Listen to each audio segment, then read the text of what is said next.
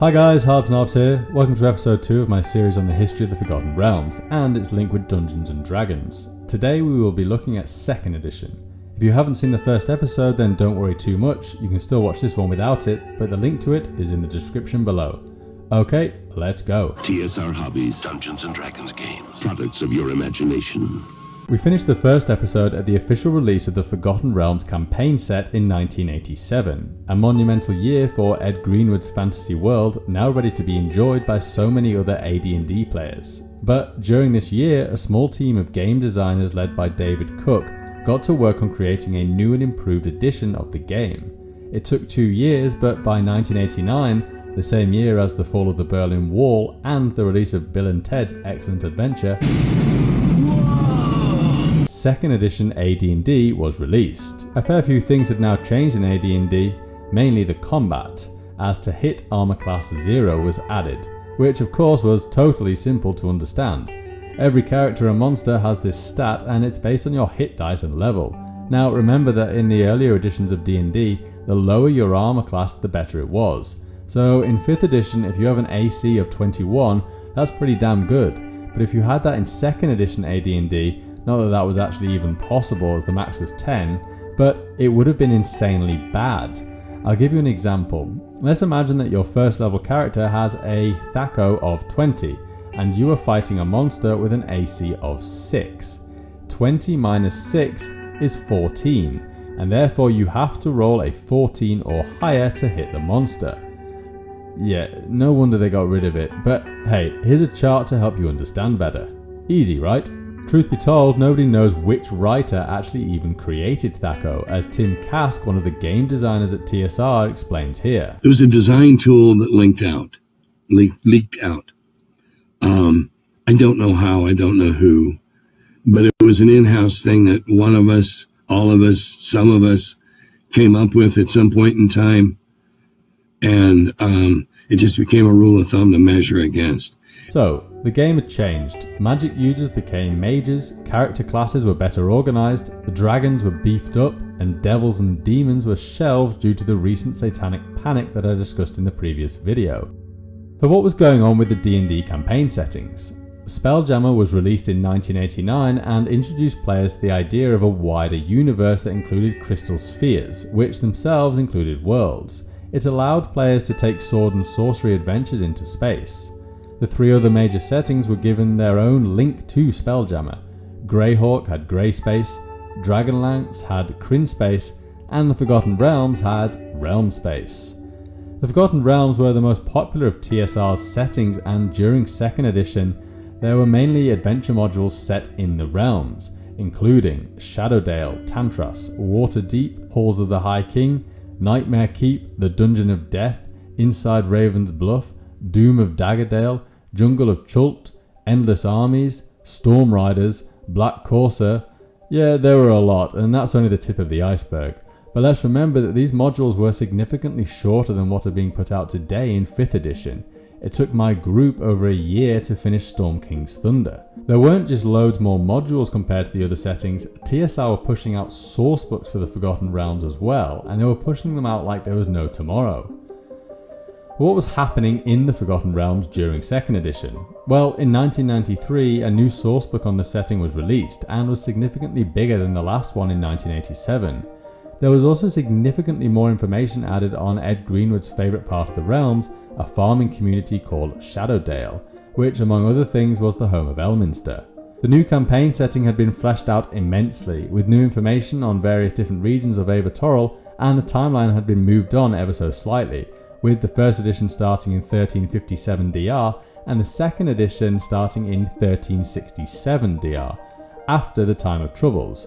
So there's been a 10 realm year gap. With the advent of 2nd edition AD&D, the Forgotten Realms even gained its own comic book, called Forgotten Realms. Written by Jeff Grubb and published by DC Comics, it ran from 1989 to 1991, and in part was used to reflect changes in the newly appointed 2nd edition. For example, in one of the issues, a wizard notes that the Time of Troubles has changed the way magic works, which was a hint towards the actual AD&D rule changes around magic in 2nd edition. For those that don't know, the Time of Troubles was a cataclysmic period upon Toril, where the gods were forced to walk upon the earth in the form of mortals. Many perished and the pantheon of the gods was changed drastically. Although 2nd edition AD&D saw the beginning of a vast amount of source books, comic books, and a reformed and revised version of D&D, there was one medium which would experience a rebirth during this edition: CRPG video games.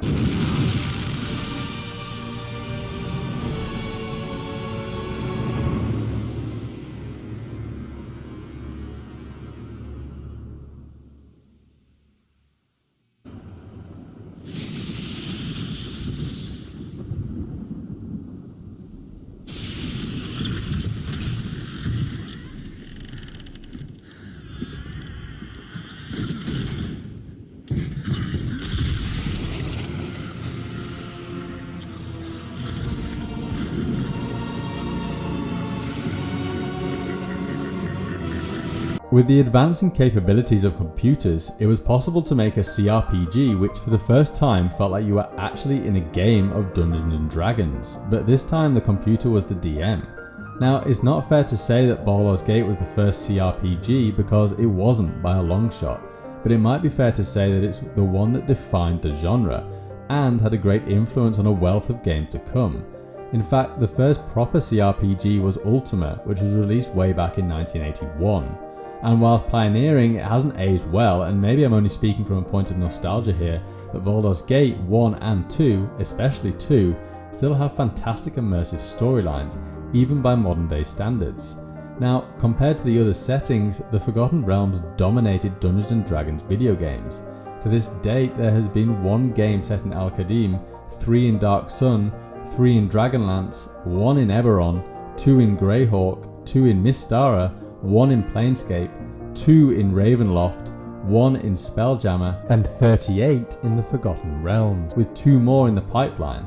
And it's all down to the success of the Forgotten Realms in 2nd edition AD&D. However, this doesn't explain why there's only been 1 in Planescape, as Planescape Torment was immensely good and immensely popular at the time. Developed by Canadian game developers BioWare, which was founded by Ray Muskia and Greg Zeshuk, 2 doctors and these guys shown here, Baldur's Gate was released in 1998, the same year as Google was founded and Snake was first put on a Nokia mobile phone. BioWare had already created a game called Shattered Steel, vastly different to an RPG, but it was down to their partnership with their publisher Interplay, who also owned Black Isle Studios, that BioWare were allowed to use the AD&D license. I found an old magazine from 1997 called Next Generation, issue number 25, that shows an interview with Muskia and Zeshuk. Muskia states that their head programmer has read every single Forgotten Realms book. In fact, the Forgotten Realms was just going to be the name of the game before it was changed to Baldur's Gate. However, that seems to be down to Fergus Urquhart, who worked for Interplay. Other than I also am the guy who named it Baldur's Gate, and I still have an email from Ray that says it's the stupidest name ever. But we just had to pick a name and everyone had all these ideas and no one was agreeing on anything. And I'm like... In the magazine interview, Muskia also states that he thinks it would be the best looking RPG that there has ever been. And he wasn't wrong. Baldur's Gate used the Infinity engine as well as 16-bit colour maps, without any tiles, meaning they were fully rendered. This was a big deal at the time and allowed gamers to play in a fleshed out, living Forgotten Realms. However, whilst the Baldur's Gate franchise was the beginning of a Forgotten Realms boom that would solidify it as the most memorable setting in the franchise, it was the beginning of the end for TSR, who by 1997 were running out of money rapidly and unable to pay their suppliers. Despite high sales of AD&D material, TSR could not keep up. And according to Shannon Appelkline, author of Designers and Dragons, collectible card games were shrinking the RPG industry, and TSR had developed so many settings that they were cannibalizing each other. Whilst many of these settings were popular, many players were discouraged from buying new supplements in case they were gone in a few years. Wizards of the Coast moved in, and many of TSR's old employees were allowed to move over to Wizards. In 1999, Wizards was itself purchased by Hasbro, and a year later, 3rd edition was on the horizon. Thanks for watching, guys. If you're enjoying this series and would like to see more episodes, then do please give me a like and subscribe, and I'll see you next time. Bye! And we look through again and we see in here casting magic spells, page 22. with a complete description, and it says here, each wizard has mastered a certain type of magic. When you meet a wizard, he will give you 4 basic elements of his mystical studies. So we have a wizard now teaching the children of his magical studies. And then here it says, it is important to remember that the source of all magic is the life force of the user. This is the teaching of the occult. This is exactly what we were introduced into in Star Wars and E.T. Star Wars and E.T.